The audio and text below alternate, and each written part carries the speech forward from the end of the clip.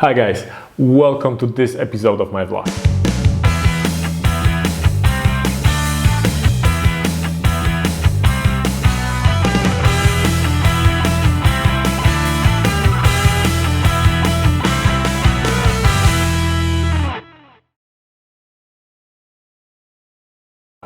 Today I'm gonna show you Cloud Workflows. This is pretty cool service that allows you to orchestrate different operations inside or outside of Google Cloud Platform. I'll be using it to show you how to shut down a developer VM that's not needed out of the office hours and it will be generating cost. Let's have a look at how Cloud Workflows work and how you can use it to develop a workflow that will be doing those administrative tasks for you within a couple of minutes. See you in the console. Okay, so we are in Google Console and we have our development machine running. As we see here, what we're gonna do at 6 CT, we're gonna run the workflow and shut down the virtual machine as we don't need it anymore. No one will be working at that time. How do we do it? Let's Google it. Let's look for the workflow service, how to use it. Let's Google the phrase, and yeah, there it is. Let's go to how to guides. Maybe we'll find something that will work for us directly. And yes, we have some workflows. Let's see if we're lucky enough to find something that can help us here. Cool. Let's see what kind of samples are there. Oh, and we're super lucky. We actually have a Topic and Compute Engine virtual machine workflow already there. As we see, very simple. A couple of lines in a YAML file. So let's just reuse it simply. So now let's go to the workflows service.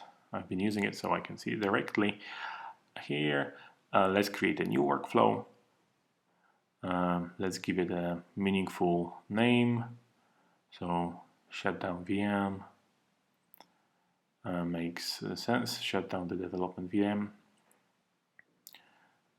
You can actually give it some meaningful descriptions as well. So what we want to do, we want to obviously shut down a VM. The region. Okay, so we can copy the region. We use the default service account for this, but you can choose a different one. And now we can click next.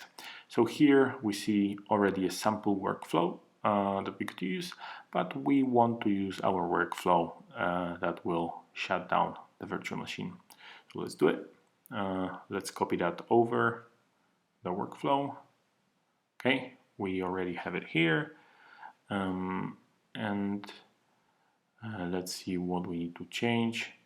So we have the name of the virtual machine. So we will hard copy this here just to make sure that the right virtual machine will be shut down. Okay, and basically that's it. We see the visualization of how the workflow would look like. And now we're creating it. We can execute it, do a quick test. Let's have a look at that machine, if anything happened to it. It should be actually down right now. See that?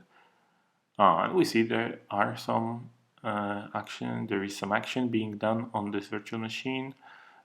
We probably need to refresh again. Oh, awesome. The virtual machine is shut down right now. So our workflow already works. What is left? We need to actually create a schedule. And we see there is actually a tutorial for this as well.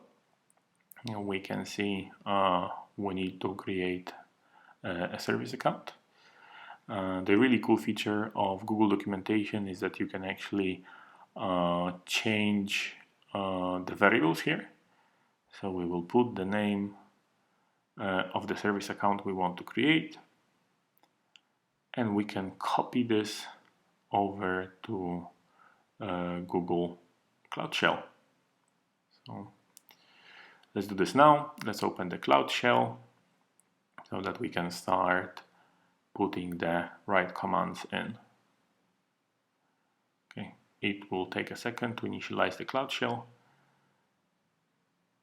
So let's copy this command over and run it. Okay, we authorize, obviously.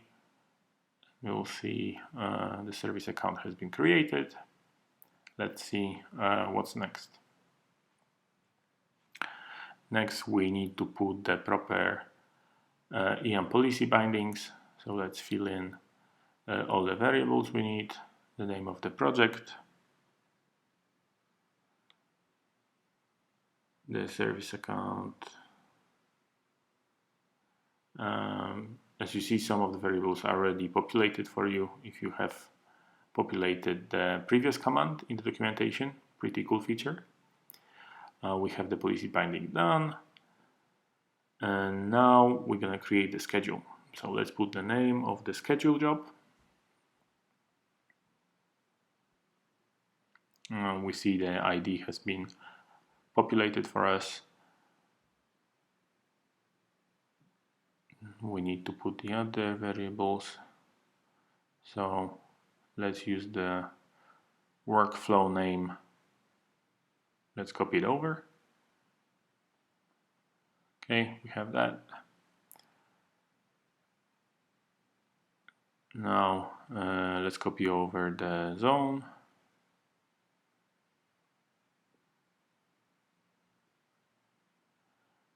And let's the schedule is going to run every 5 minutes, so we'll need to change that, obviously.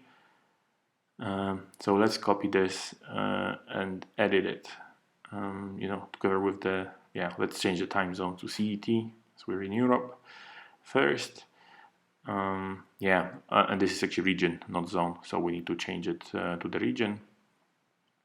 And we need to copy this over to change the schedule, because otherwise the workflow would run every 5 minutes, which we obviously don't want. We want to run it only at 6 CET. Okay, so let's just double check how we use the schedule in Chrome tab,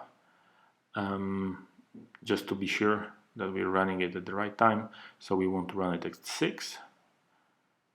So this is the syntax that we need to use. So let's change it in our code now.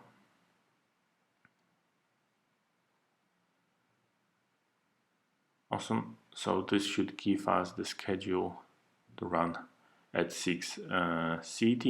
Let's copy this over and run it in the Cloud Shell.